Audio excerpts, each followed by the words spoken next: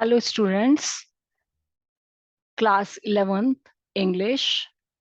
Now today I'm taking the chapter number 3 poem The Laburnum Top by Ted Hughes.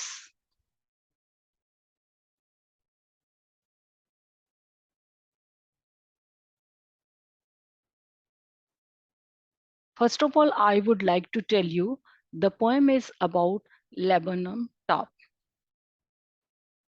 Laburnum, बच्चों, laburnum जो है ये एक tree है, a short tree with hanging branches. ये जो एक ट्री है, इसकी जो ब्रांचेस हैं, इसकी जो शाखाएं हैं, नीचे की तरफ झुकी हुई रहती हैं एंड येलो फ्लावर्स, और ये कंप्लीटली पूरा ढका रहता है येलो फ्लावर से एंड पॉइजनस सीड्स, और इसके जो सीड्स होते हैं बहुत पॉइजन होते हैं. Gold Finch.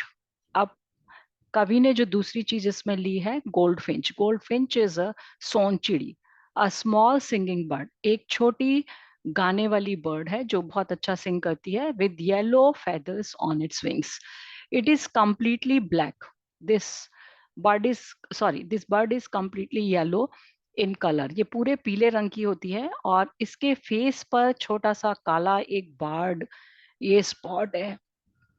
It gives its identity when it comes to the laburnum tree.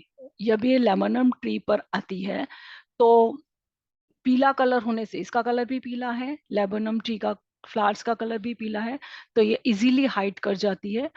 और केवल इसकी आइडेंटिटी हमें कैसे पता चलती है कि ये बर्ड इसके अंदर आ गई है. जो इसके फेस पर ये ब्लैक है बार्ड, ये स्ट्रिप्स है ब्लैक कलर की, दिस गिव्स इट्स आइडेंटिटी. यही इसकी पहचान बताती है. तो अब हम पढ़ने जा रहे हैं. कवि ने इन दो जो चीजों के बीच में रिलेशन बनाया है कि ये जो बर्ड है इसका नेस्ट है इस लेबनम ट्री पर. तो देखिए क्या होता है फिर आगे.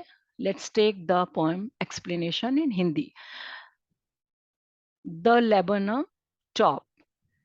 ये लेबनम जो पेड़ है ये अमलतास का एक पेड़ है. Top is silent. अभी क्या है, लेबनम जो टॉप है पेड़ का जो ऊपर का हिस्सा है पूरी तरीके से इस पे शांति है, क्वाइट स्टिल, और इसमें किसी तरीके की हलचल नहीं दिखाई दे रही है. इन द आफ्टरनून, और ये कब का समय है बच्चे, ये है आफ्टरनून, दोपहर के बाद का समय. येलो सितंबर सनलाइट, और जो सनलाइट है आफ्टरनून के बाद बहुत ब्राइट होती है, तो उसके कारण क्या है, येलोइश इफेक्ट है, और ज्यादा पेड़ ब्राइट येलो दिखाई दे रहा है. And it is month of September, ये सितंबर का महीना है. और few leaves yellowing because it is season of autumn. सितंबर है तो ये पतझड़ का मौसम है. इससे जो इसकी लीव्स हैं वो कैसी हो गई हैं, येलो हो गई हैं. वो फ्यू लीव्स, उसकी कुछ पत्तियां कैसी टर्न हो गई हैं, येलो हो चुकी हैं. And all it's seeds fallen, और इसके सारे के सारे बीज जो फलियों में लगे हैं वो झड़ चुके हैं. तो ये जो ट्री है ना, it's completely silent and motionless. ये इसमें बिल्कुल भी कोई, शांत है ये पेड़ क्योंकि यहाँ पर कोई भी पक्षी नहीं है, किसी तरीके की हलचल नहीं है. अब कवि बताते हैं, till the gold fish comes. जब जब तक गोल्डफिश आती है, गोल्ड फिंच कम्स, जैसे ही ये जो सोन चिड़ी है ये आती है, विद ए ट्विचिंग, ये एक जर्क के साथ, ट्विचिंग मीन्स जर्क, एक झटके के साथ इस पेड़ में एंटर करती है. Make repeated high pitch sound. ये जो बर्ड है, ये गोल्ड फिंच जो बर्ड है, ये सोन चिड़ी जो बर्ड है, ये बहुत ही ज्यादा एक्टिव और एनर्जेटिक है. इसके मूवमेंट्स जो है बहुत फास्ट हैं, इसलिए जो ये लगातार क्या करती है, ये रिपीटेड हाई पिच साउंड, ये बड़ी तेज आवाज करती रहती है, चिरप एंड चिचहाने की, एंड सडननेस और startlement at a branch end. और ये अचानक से, बीइंग डन क्विकली, very बहुत ही जल्दी से ये इसका इस पेड़ पर आती है. और स्टार्टलमेंट, और एकदम से जैसे चौंक जाता है आदमी, इस तरीके से होता है. एट ए ब्रांच एंड, और ये कहाँ पर बैठ जाती है, आकर के ब्रांच के एक शाखा के एक छोर पर. Then sleek as a lizard. अब पोइट ने इस गोल्ड फिंच जो बर्ड है, इसकी कंपैरिजन किया है इसका किससे, लिजर्ड से. लिजर्ड जो है ये एक छिपकली है जो उसके मूवमेंट्स और उसके जो समानता दिखाई है। द स्लीक, ये बहुत ब्रिस्कली आती है, मतलब इसका जो कहीं पर भी आती है बहुत तेजी से आती है। एंड एज ए लिजर्ड, ये जो गोल्ड फिश है, इसका जो मूवमेंट है, इसकी जो गतिविधि है बच्चों, बिल्कुल ऐसी है जैसे कि तेजी से एक झटके से अचानक से लिजर्ड लिजर्ड हमारे सामने आती है। एंड अलर्ट, बहुत अटेंटिव रहती है, अलर्ट रहती है। एंड एब्रप्ट, बहुत रैपिड, बहुत तेज रहती है। शी एंटर्स द थिकन्स, इसी तरीके से ये जो गोल्ड फिंच है, ये एंटर्स करती है, प्रवेश करती है द थिकन्स। थिकनेस मीन्स जो घना पेड़ है उसके अंदर एंटर कर जाती है, प्रवेश करती है। And A machine starts up. अब पोइट ने जो नेस्ट है बर्ड का, उसको कंपेयर किया है बेटा किससे? मशीन से। जैसे मशीन जब चालू होती है तो उसमें हलचल होती है, उसमें मूवमेंट होती है, और उसमें कुछ आवाज भी होती है, साउंड भी होती है। इसी तरीके से and A machine starts of twittering.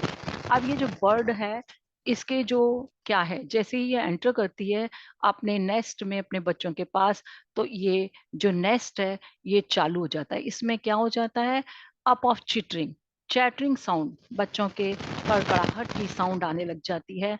And chattering sound tremor, और उसके साथ साथ ये जो पेड़ की जो हलचल है, वाइब्रेशन ऑफ विंग्स, ये भी दिखता है बच्चों के जो, और जो गोल्ड फिंच है उसके जो विंग्स हैं, उनके पंखों की फड़फड़ाहट, उसकी भी वाइब्रेशन, कंपन को महसूस किया जा सकता है। और ऑफ विंग्स, जो उसके पंखों का, जो उसके पंख हैं, उसका जो वाइब्रेशन है, उसका जो हलचल है, वो भी हम देख सकते हैं। And trillings, trillings means musical sound. जो बच्चे हैं माँ के आने के बाद बहुत खुश हैं, और वो सारे क्या कर रहे हैं? जोर जोर से musical sound, chirrup, they are chirping. And the whole tree trembles, और पूरा का पूरा पेड़ है जो उसमें हलचल मच गई है। शेक्स, जो कि ट्रेम्बल्स में शेक्स, हिलता है। एंड थ्रिल्स, और पूरा रोमांच से भर गया है, क्योंकि उनकी माँ उनके लिए क्या लेकर के आई है बच्चों? खाना लेकर के आई है, और वो बच्चे चोंच खोल करके हलचल कर रहे हैं और आवाज निकाल रहे हैं। नाउ द पोइट सेज, अब कवि कहता है, it is the engine of our family. यहाँ पर कवि ने किसको? माँ को कंपेयर किया है, किससे? इंजन से।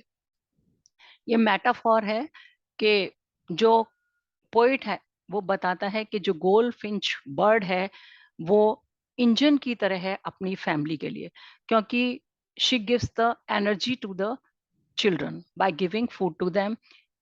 जैसे वो अपने बच्चों को जो उनके लिए दाना लाई है, उससे वो क्या कर रही है? उनको पावर, एनर्जी दे रही है। और वहां पर क्या हो गया है? उसी के आने से परिवार में क्या आया है? हलचल चालू हो गई है। सो हलचल चालू होना, उसमें मूवमेंट स्टार्ट हो गया है, चिपिंग स्टार्ट हो गई है, विंग्स में वाइब्रेशन हो गया है।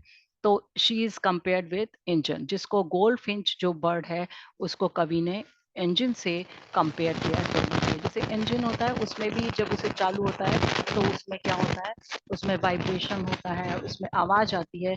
तो बर्ड को कहा गया है, it is the engine of the family, ये परिवार का इंजन है, क्योंकि ये उनके लिए क्या करती है? पावर, एनर्जी लेके आ रही है in form of food. She stokes, hit lightly, it's full. अब वो एक उड़ान भरती है, then floats out to a branch end. अब वो बर्ड जो है गोल्ड फिंच, वो क्या करती है? हिट स्लाइटली, एक झटके के साथ, इट्स फुल, वो ऊपर की ओर उठती है। Then flirts, flirts means flies briskly, बड़ी स्मूथली वो उड़ती है टू ए ब्रांच एंड, एक ब्रांच के दूसरी शाखा के किनारे पर उड़ के बैठ जाती है।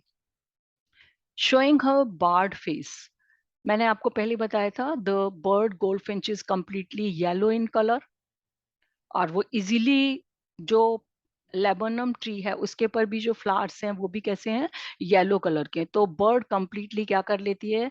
अपने आप को हाइड कर लेती है, किसमें? लेबनम ट्री में। Showing her barred face, identity mask. लेकिन जो उसके चेहरे पर, मैंने आपको ऊपर के दिखाया था, हेड की तरफ पर काला जो एक बार्ड, जो फेस के ऊपर निशान है काले जो, वो उसको क्या करते हैं? फेस के ऊपर काला है ऊपर की साइड पे, तो स्ट्रिप्ड फेस है उसका with black colour. Identity mask, केवल वही चीज है जो उसको रिकॉग्निशन दिला रहा है, जिससे पता चल रहा है कि किसी ने इस पेड़ के अंदर प्रवेश किया है, क्योंकि बर्ड भी कंप्लीटली येलो है और जो फ्लावर्स हैं ट्री के वो भी कंप्लीटली येलो हैं और जो पत्ते हैं वो भी कैसे हो चुके हैं, येलो हो चुके हैं।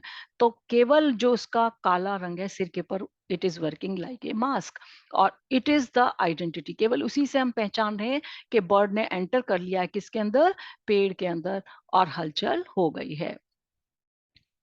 देन फिर तेरी डेलिकेट विसल चिरप विस्परिंग, और जो वो बर्ड है वो क्या करती है, चुपचाप से सीक्रेटली, गोस्टली सीक्रेटली जो वो वहां से डेलिकेटली वहां से निकलती है। कैसे करती हुई, whistling, chirp and whispering.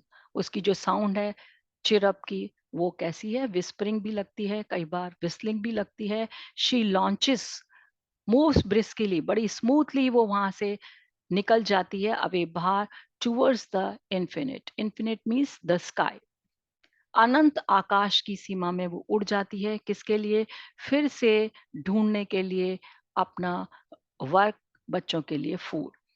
And the laburnum subsides to empty, और जो लेबनम है वो फिर से कैसे हो जाता है, वो एबंडेंस, उसके पास से चली जाती है वो बर्ड, और वो कैसा हो जाता है, एम्प्टी। जो पेड़ है आपका लेबनम ट्री है, उसमें से जब बर्ड उड़ के आकाश में चली जाती है तो वो खाली हो जाता है और फिर उस पर कंप्लीट साइलेंस आ जाता है। Now let's do some important thing. Now I am telling you main points which you have to remember, जो आपको मेन पॉइंट्स हैं जिन पर क्वेश्चन पूछे जाते हैं जनरली। जो इस पोएम में चार चीजें हैं, beginning and end, both are similar.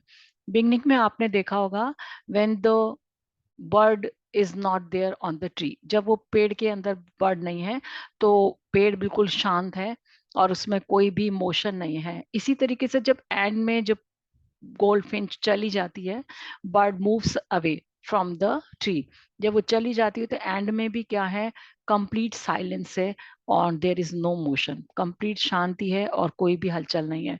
तो बोथ आर सिमिलर, बिगनिंग और एंड जो इसका है बोथ आर सिमिलर। क्वेश्चन किया जा सकता है, how the beginning of the poem and end of the poem are similar. Second thing, comparison, the poet has made comparison between the two things, name the things, why he has made this comparison। तो आपको पूछा जा सकता है कि कवि ने दो चीजों के बीच में कंपैरिजन किया है, क्या क्या है वो चीजें और क्यों किया है। Comparison is made between lizard and goldfinch. Lizard जो है उसके साथ और गोल्डफिंच का जो वर्किंग है ऑलमोस्ट सेम है, ब्रिस्की, अटेंटिव एंड एब्रप्ट। जैसे छिपकली आती है तो पता नहीं चलता हमको, एकदम से स्मूथली आती है, बहुत सचेत होती है, अटेंटिव होती है, अब्रप्ट होती है। इसी तरीके से जो गोल्ड फिंच है, इसके भी जो एक्टिविटीज है similar like lizard. Why the poet has compared goldfinch with an engine. कवि ने क्यों गोल्ड फिंच को एक इंजन की तरह बताया। गोल्ड फिंच जो है वो इमेज ऑफ इंजन, उसकी इमेज ऑफ इंजन क्यों है, क्योंकि because when she comes she brings food for her young ones and it gives energy to them. वो बच्चों के लिए फूड लाती है और जो उनके अंदर पावर जनरेट करती है, तो it is source of power और energy, that's why she is compared with engine. जैसे इंजन आप चलता है तो उसमें भी क्या होता है, जब कोई मशीन चलती है तो उसका इंजन जब स्टार्ट होता है तो उसी में क्या होता है, वाइब्रेशन आता है, मोशन होता है। सिमिलरली जब गोल्डफिंच आती है फूड लेकर के, तो बच्चों के अंदर क्या देती है, फूड से एनर्जी देती है और उन बच्चों के अंदर फूड लेने के लिए जो हलचल मच जाती है वो compared with engine. So she is called, goldfinch is called engine of a family. Identity mask, what is identity mask. अब इसमें मैंने आपको बताया था जो गोल्ड फिंच है it is completely yellow in colour. वो कैसे कलर की है, येलो कलर की है। और she enters into the tree and the colour of the flowers is completely yellow, और जो के फूल हैं उस पेड़ के, लेबनम ट्री के, वो भी पीले हैं। तो पीली बर्ड जब उसके अंदर एंटर करती है तो पता नहीं चलता, केवल कैसे पता चलता है, ब्लैक जो उसके बार्ड फेस ब्लैक, उसके फेस पर मैंने आपको दिखाया था जो ब्लैक है, मास्क है, दैट इज द आइडेंटिटी। वो पता चलता है कि हमको किसी चीज ने इस पीले फूलों वाले वृक्ष में एंटर किया है। तो वो किससे पता चलता है, ब्लैक जो उसका मास्क है हेड के ऊपर, that is the identity of the goldfinch, जो उसके मूवमेंट्स को बताती है। Now poetic devices, alliteration, repetition of consonant sounds. देखो इसमें कैसे रेपिटिशन हुआ है, वर्ड लिया है सेप्टेम्बर, सनलाइट, और सेप्टेम्बर में एस साउंड और सनलाइट में S sound, they are similar. Suddenness and startlement, here S, the word begins with S and this word also begins with that, ये भी S से ऐड हो रहा है, तो सिमिलर साउंड है। तो ये है एग्जाम्पल ऑफ एडिशन। सिमिली, जब दो चीजों की तुलना की जाती है, डिफरेंट चीजों की, किससे, एज लगा करके, एज या लाइक, तो that is called simile. Sleek as lizard, किसके लिए यूज किया गया है, स्लीक, उसका ब्रिस्की मूवमेंट है, एज लिजर्ड, किसका, गोल्ड फिंच जो बर्ड है, उसका जो मूवमेंट है दैट इज वेरी ब्रिस्की, बिल्कुल एकदम स्मूथ है। एज मीन्स इस प्रकार से जैसे लिजर्ड का। तो ये आपका कंपैरिजन है दो डिफरेंट चीजों का एज से, तो this is example of an a simile. Metaphor, it is the engine of our family, goldfinch is compared with engine. यहाँ दो डिफरेंट चीज हैं, गोल्डफिंच और इंजन, इनको कवि ने कंपेयर किया है।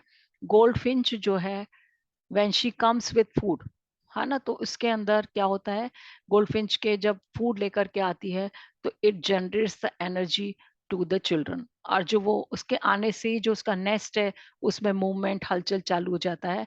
इसी तरीके से जो इंजन है, जब मशीन में इंजन जब चालू होता है तो मशीन में भी क्या हो जाता है, वाइब्रेशन, और उसमें साउंड आनी शुरू हो जाती है। सिमिलरली जब गोल्डफिंच कम्स विद फूड, तो उसमें भी क्या है कि उसमें भी जो नेस्ट है उसका, जो उसका नेस्ट में मशीन है जो उसकी नेस्ट, उसमें क्या हो जाता है, हलचल चालू हो जाती है। तो ये दो चीजें डिफरेंट, इंजन और गोल्डफिंच, उनको कंपेयर किया गया है बिना एस और एज और लाइक के। तो they are different and they are, क्या किया गया है, कंपैरिजन सिमिलर। तो ये है metaphor. Next example is onomatopoeia, sound of tick tick, जिससे घड़ी में आपकी जो साउंड आती है टिक टिक, इस साउंड को बताता है, साउंड को जो बताता है, जैसे क्लॉक की साउंड है टिक टिक से, इसी तरीके की बर्ड की जो साउंड है दैट इज चिरअप। तो this is example of onomatopoeia। Thank you, bye bye.